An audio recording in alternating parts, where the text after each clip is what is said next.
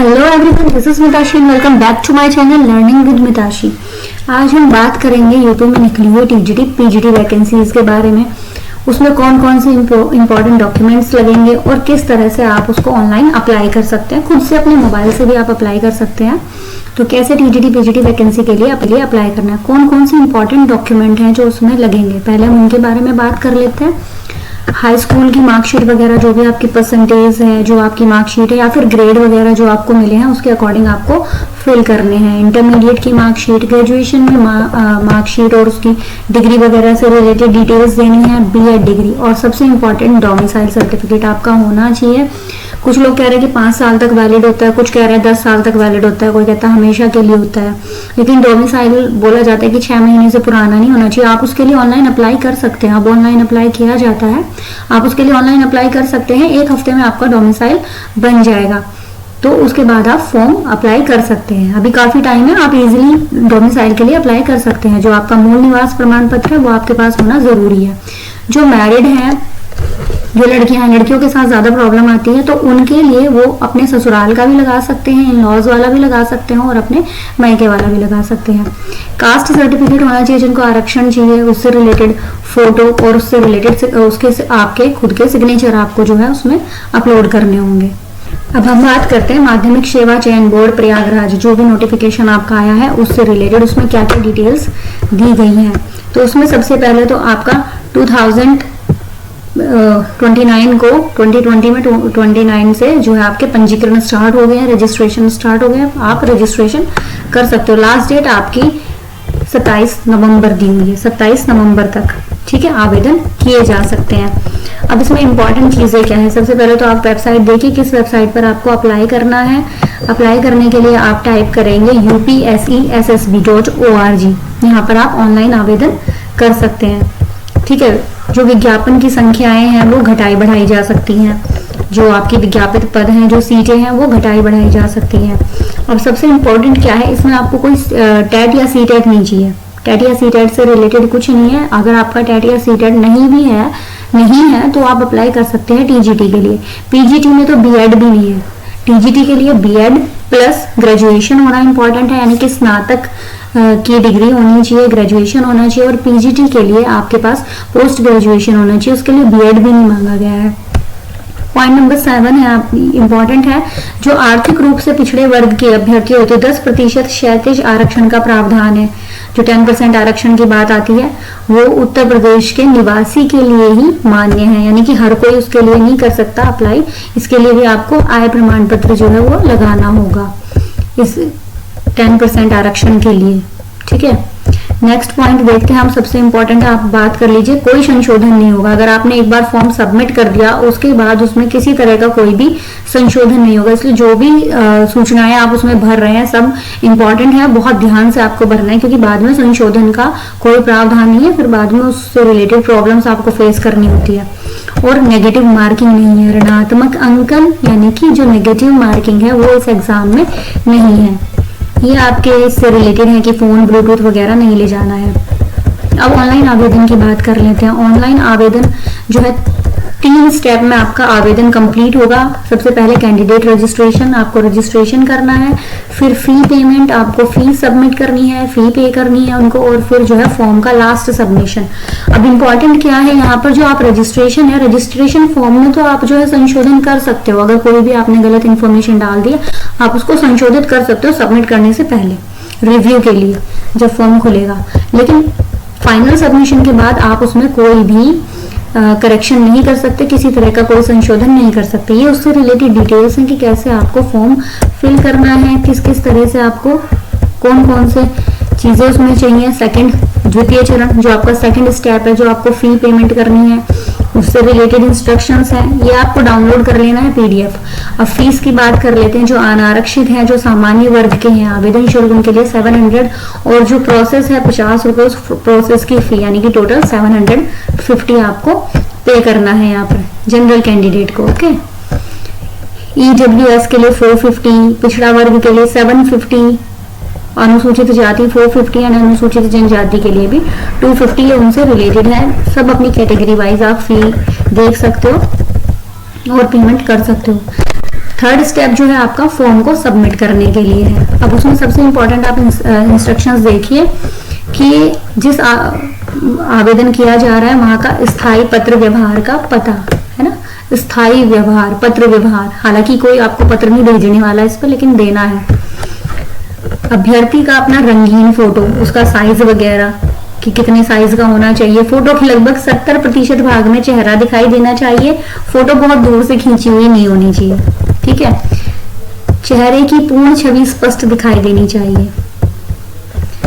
देखो, चश्मा पहनने की दिशा में आंखें साफ दिखाई देनी चाहिए। शीशा जो है रंगीन नहीं होना चाहिए अगर आप चश्मा पहनते हो तो उसके लिए है। दोनों कान साफ दिखाई देने चाहिए। ये इंस्ट्रक्शंस है आपके फॉर्म पर जो आपका फोटो आपको लगाना है। आंखें खुली मुंह बंद, ठीक है, ये सब उसके इंस्ट्रक्शंस हैं। तो आवेदन में भरी गई सूचनाओं के सत्यापन की घोषणा के लिए आपको घोषणा पत्र दिखाई देगा। इसमें अभ्यर्थी द्वारा यस का चयन करने के तत्पश्चात यह होगा कि अभ्यर्थी आवेदन में भरी गई सूचनाओं और आंकड़ों को अंतिम रूप से संप्रेषित कर रहा है। आप उसको फाइनली एक बार चेक कर ले, उसके बाद आप उसको सबमिट करेंगे और फिर आवेदन का प्रिंट लेकर अभ्यर्थी अपने पास सुरक्षित रखे। सबसे पहले तो आपको अपना रजिस्ट्रेशन नंबर सुरक्षित रखना है। और एक और इम्पॉर्टेंट बात, आपको जो यहाँ पर है अपना ईमेल आईडी और जो फोन नंबर आप देंगे, इंपॉर्टेंट है वो ईमेल आईडी और फोन नंबर आपका खुद का ईमेल आईडी होना चाहिए। ये नहीं कि आप किसी रिलेटिव का, किसी फ्रेंड का ईमेल आईडी दे दोगे या फोन नंबर दे दोगे। आपका खुद का ईमेल आईडी और फोन नंबर होना चाहिए, क्योंकि सारा प्रोसेस जो होगा, जो भी उससे रिलेटेड मैसेज है, SMS है, वो सब आपके पास ही आएंगे, आपके ईमेल आईडी पर आएंगे। उससे रिलेटेड जो भी इंफॉर्मेशन होगी ज्वाइनिंग तक, तो वो ध्यान रखें, अपना ही ईमेल आईडी देना है, अपना ही मोबाइल नंबर देना है, किसी का नहीं देना, ठीक है जी। अब देख लेते हैं आयु सीमा। आयु सीमा मिनिमम की बात की गई है, मैक्सिमम की बात नहीं की गई है। 1 जुलाई को 21 वर्ष से कम ना हो, उससे ऊपर 60 साल तक हो सकती है। 60 साल तक भी आप अप्लाई कर सकते हो। वेतनमान, आरक्षण वगैरह की बात है, आरक्षण से रिलेटेड है। अब अंतिम तिथि अहर्ता तिथि मानी जाएगी, ये पॉइंट इंपॉर्टेंट है। आवेदन पत्र प्राप्त करने की अंतिम तिथि अहर्ता तिथि मानी जाएगी, यानी कि अगर आपका रिजल्ट नहीं आया बीएड वगैरह का, तो अगर आपका रिजल्ट जो 27 नवंबर लास्ट डेट है फॉर्म फिल करने की, अगर आपका जो रिजल्ट है 27 नवंबर तक आ जाता है तो आप उसके योग्य हो, नहीं तो नहीं हो, नहीं आप फॉर्म फिल कर सकते अगर तब तक आपका रिजल्ट आ जाता है, ठीक है जी। इंपॉर्टेंट फैक्टर था। परीक्षा केंद्र कहीं भी दिया जा सकता है, वो तभी बताया जाएगा। बोर्ड द्वारा प्रेषित प्रवेश पत्र में अंकित केंद्र से इतर केंद्र या विषय में परीक्षा देता है तो उसकी पुस्तिका का मूल्यांकन नहीं होगा अगर किसी और सेंटर पे देता है। ये सब इंस्ट्रक्शंस तो आपको एडमिट कार्ड पर भी देखने को मिल जाते हैं, ठीक है जी। अब इंपॉर्टेंट देखो, लिखित परीक्षा होती है, 500 अंकों का एक प्रश्न पत्र होता है, 500 मार्क्स का है। टोटल 125 क्वेश्चंस होंगे और हर क्वेश्चन पर आपको जो है 4 नंबर मिलेंगे, तो टोटल 500 क्वेश्चंस का आपका एग्जाम होगा। अब बात आती है तदर्थ शिक्षकों की, तो उनके लिए जो लिखित परीक्षा है वो 465 अंकों की होगी और 3.72 अंक एक क्वेश्चन का होगा। अब तदर्थ शिक्षकों के लिए इंपॉर्टेंट क्या है, इनको जो है वेटेज भी मिलता है, 12 अंक दिए जाते हैं कि अगर मतलब ये 1 साल से काम कर रहे हैं, 1 साल से तदर्थ शिक्षक है, तो उनको 1 पॉइंट कुछ मार्क्स मिलेंगे। जैसे अभी पीछे शिक्षा मित्रों को भारांक दिए गए थे, तो वो भारांक से रिलेटेड है। टाइम आपका जो है 2 घंटे है पेपर को सॉल्व करने का। MCQs है, मल्टीपल चॉइस क्वेश्चन है, यानी कि बहुविकल्पीय प्रश्न। 4 ऑप्शन आपको दिए होंगे, 4 विकल्प आपको दिए होंगे और आपको एक सिलेक्ट करना है। बॉल पेन, काला बॉल पॉइंट पेन होना चाहिए।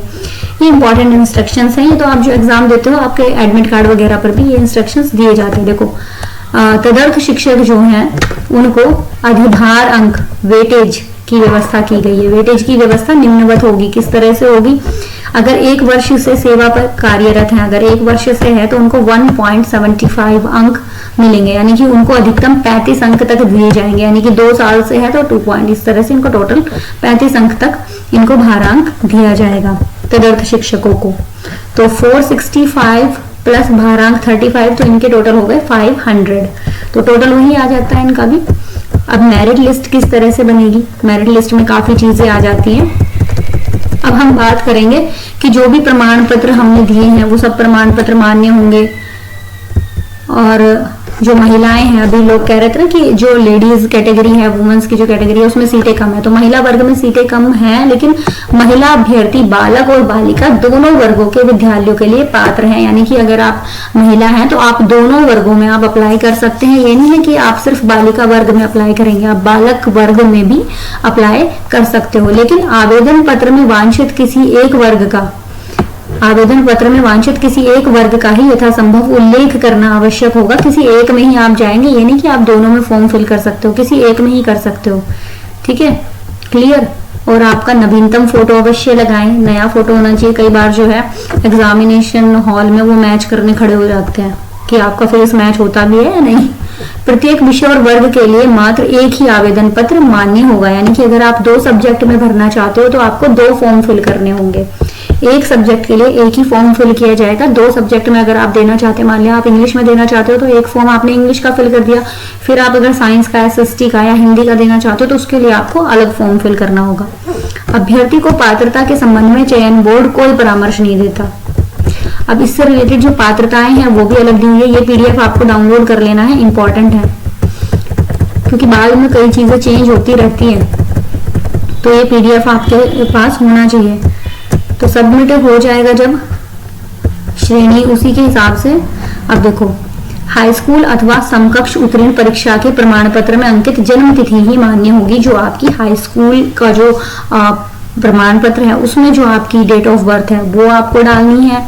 शैक्षिक योग्यता की त्रुटि में अंक पत्र, प्रमाण पत्र, उपाधि की प्रमाणित प्रति अभिलेख सत्यापन के समय प्रस्तुत करना होगा। वो ज्वाइनिंग के टाइम पे जब सत्यापन की बात आती है तब देना होता है। आवेदन पत्र में जन्म तिथि का उल्लेख ना करने पर, अधिवयस्क या अल्पवयस्क होने पर, अगर आप उल्लेख नहीं करेंगे तो आपको अल्पवयस्क होने मान लिया जाएगा। और ये इनके हेल्पलाइन नंबर है। अब अगर आपको फॉर्म फिल करने में कोई भी प्रॉब्लम होती है तो आप इन हेल्पलाइन नंबर पर कॉल कर सकते हैं।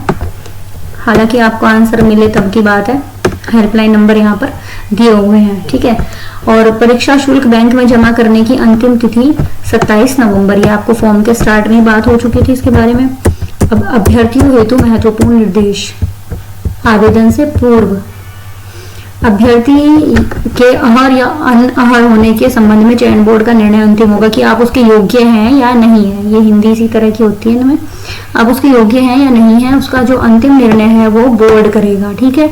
आरक्षित श्रेणी के सभी अभ्यर्थी आवेदन में अपनी आरक्षण श्रेणी अवश्य अंकित करें। जिनको आरक्षण लेना है, आरक्षित श्रेणी में है, वो अपनी श्रेणी अवश्य अंकित करें, अवश्य उसमें फिल करें कि आपकी श्रेणी ये है। ऐसे अभ्यर्थी जो यहाँ के मूल निवासी नहीं है, जो राज्य के मूल निवासी नहीं है, उन्हें आरक्षण का लाभ अनुमान्य नहीं है। ऐसे अभ्यर्थी जो है सामान्य श्रेणी के माने जाएंगे, यानी कि जनरल सीटों के कैंडिडेट माने जाएंगे। अब बात होती है महिला वर्ग की। सबसे इंपॉर्टेंट पॉइंट है महिला अभ्यर्थी। महिला अभ्यर्थियों के मामले में पिता पक्ष से निर्गत जाति एवं निवास प्रमाण पत्र ही मान्य होगा। ये इंपॉर्टेंट फैक्ट है। जो महिला अभ्यर्थी हैं, जो लेडीज हैं, आप इन लॉज का भी लगा सकते हो, लेकिन जो जाति प्रमाण पत्र है और निवास प्रमाण पत्र है वो आपका जो है पिता पक्ष से ही मान्य होगा, यानी कि जो आपके फादर है उन्हीं का माना जाएगा। आपको मायके वाला ही इसमें लगाना होगा। लेकिन आप निवास प्रमाण पत्र अगर यूपी में ही है तो आप कहीं का भी लगा सकते हैं कि आपके इन लॉज भी यूपी में ही हैं और आपका मायका भी वहीं पर है, तो आप निवास प्रमाण पत्र कोई भी लगा सकते हैं। लेकिन जाति प्रमाण पत्र जो है आपका पिता पक्ष का ही लगेगा। किसी राष्ट्रीय स्तर की खेलकूद प्रतियोगिता में राज्य टीम के माध्यम से भाग लेने वाले जो खिलाड़ी हैं उनको भी, वो भी अपना प्रमाण पत्र देकर दावा प्रस्तुत करेंगे। ठीक है। उसमें भी उनको जो है मार्क्स मिलते हैं अगर आपने स्टेट लेवल पर अप्लाई किया है। ओके, ये उसी से रिलेटेड सब पॉइंट्स हैं कि कैसे कैसे आपको अप्लाई करना है। ये अनुसूचित जनजाति प्रमाण पत्र के ये प्रारूप हैं। ये आपको फिल करके आप जो है यूपी की वेबसाइट पर जाकर आवेदन कर सकते हो। एक हफ्ते में आपका इजीली बन जाएगा। ये जाति प्रमाण पत्र का प्रारूप है और इसी से रिलेटेड अन्य है पिछड़े वर्ग की जाति प्रमाण पत्र। ये विकलांगों के लिए प्रमाण पत्र है, स्वतंत्रता संग्राम सैनिकों के लिए है। ठीक है जी। और ये सीटों का आरक्षण देख लेते हैं। प्रशिक्षित स्नातक शिक्षक बालक वर्ग, कितनी सीटें हैं जी बालक वर्ग में, बात करते हैं। सब्जेक्ट देख लेते हैं आपके।